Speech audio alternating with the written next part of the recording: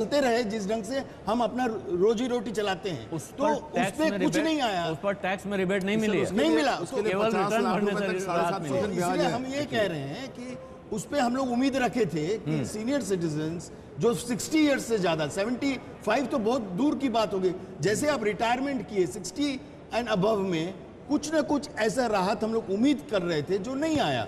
इसी हम सोचते हैं कि अब कोई किसी ढंग से सोचना होगा, जब पार्लियामेंट में डिबेट होगा इसको लेकर, तब हम उम्मीद करते हैं कि हो सकता है कि सोच लें।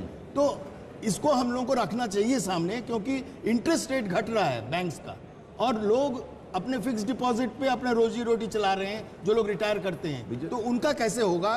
तो हम उम्मीद ये इसलिए कर रहे थे कि उनका भी एग्जेम्पशन आए from tax return, no taxes. देखिए बहुत बड़ा स्ट्रक्चरल चेंज आया है अभी। 10 में कितने नंबर? जो निर्मला जी से सवाल पूछा था आपसे पूछता हूँ। 6 देंगे हम। आप 6 देंगे, आप कितने देंगे? मैं तो 7 देने वाला हूं नंबर। 10 में 7 देंगे। आप कितने देना कंजर्वेटिव होके दिया है बिजॉन साहब ने, जैसे ध्यान रखिए कि बिजॉन साहब की सारी इच्छाएं पूरी हैं, फिर भी 10 में 6 नंबर दे रहे हैं, आप देख लीजिए। ये बोलिए, हम आप लोग कितना सब दे रहे हैं, लेकिन बजट में 8 नंबर भी अगर आप दे देते हैं और सरकार को सुनाई पड़ता है तो वो मानती है कि 0 मिला है। क्यों उनको 10 में क्यों 10 हम ही 10 में 10 ही चाहिए? 10 में 10 चाहिए। हाँ। ये आजकल आप किसी कस्टमर सर्विस वाले का फोन आता है तो उससे पूछिए, वो कहते हैं, दूसरा सवाल पूछ कहते रहा हैं हूं। On a scale from 0 to 10। क्या अगर टैक्स स्लैब में बड़ा बदलाव कर देती, कोई मिडिल क्लास को बड़ी छूट दे देती, तो क्या आप 10 में 10 दे देते उनको? मेरा ख्याल है कि मैं दे देता, क्योंकि वो एक बड़ा हिम्मत का फैसला होता ना, जिससे इस देश के एक बहुत बड़ी आबादी में उत्साह का संचार होता। चाहिए क्या इस समय?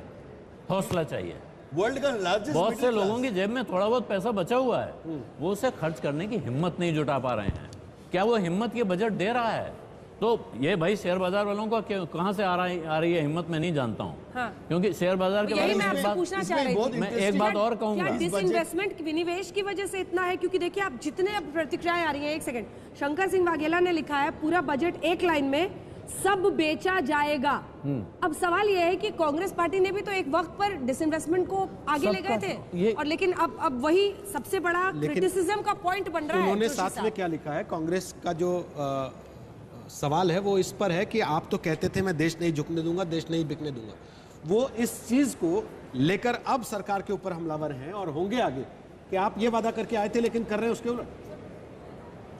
देखिए देश बेचने का, आप बोले अपनी बात। हाँ, ये देश नहीं बिकने दूंगा का इससे कंपैरिजन मेरे हिसाब से ये सही नहीं है, ये ठीक नहीं है कि देश नहीं बिकने दूंगा में ये संपत्ति बेची जा रही है। क्योंकि और खास तौर पर कोई कॉमन मैन कहे तो कहे, उन पॉलिटिकल पार्टीज को नहीं कहना चाहिए जिन्होंने इस इकोनॉमिक रिफॉर्म प्रोग्राम में सहमति भरी हुई है, IMF में जाके उनके मंत्रियों ने सिग्नेचर किए हुए हैं, उनको नहीं कहना चाहिए।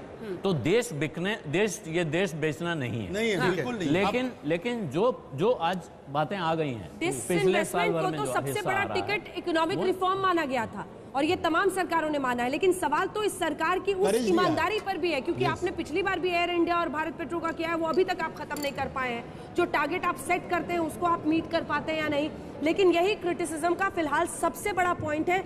अंशुमन त्रिपाठी भी हमारे साथ जुड़ रहे हैं, जल्दी से बिजॉन साहब। नहीं, हम बोल रहे हैं कि एटलीस्ट इंटेंट तो आ गया सामने, और उन लोगों ने प्रोसेस भी शुरू कर दिया डिसइन्वेस्टमेंट का। टेंडर इशू हो गया, कई पब्लिक सेक्टर अंडरटेकिंग्स का काम शुरू हो गया है डिसइन्वेस्टमेंट का। तो हम सोचते हैं कि ये बहुत करेजियस डिसीजन है कि आप फिर से कमिट किए हो कि अब आगे बढ़ेंगे और सही रफ्तार से बढ़ेंगे। तो अब हम लोगों को केवल वही देखना है कि अब 100% आप जो अपना टारगेट फिक्स किए हो उसको आप ला सकोगे कि नहीं, और उसको लाकर किस ढंग से मॉडर्नाइज करोगे, किस ढंग से आप एम्प्लॉयमेंट जनरेट करोगे, ये हम लोगों को देखना। अंशुमन जी जल्दी से आपसे कमेंट, क्योंकि अभी आप ज्वाइन कर रहे हैं, बड़ी 3 बातें आपको क्या दिख रही हैं इस बजट में, और अगर आप आउट ऑफ 10 मार्क्स देना चाहें यहाँ पर तो सब। अंजना, बजट की सबसे बड़ी बात यह है कि शायद अटल बिहारी वाजपेयी सरकार के बाद पहली बार किसी सरकार ने प्राइवेटाइजेशन का इतना बड़ा प्रोग्राम घोषित किया है। आप बोल रहे हैं प्राइवेटाइजेशन, लिख रहे हैं सेल।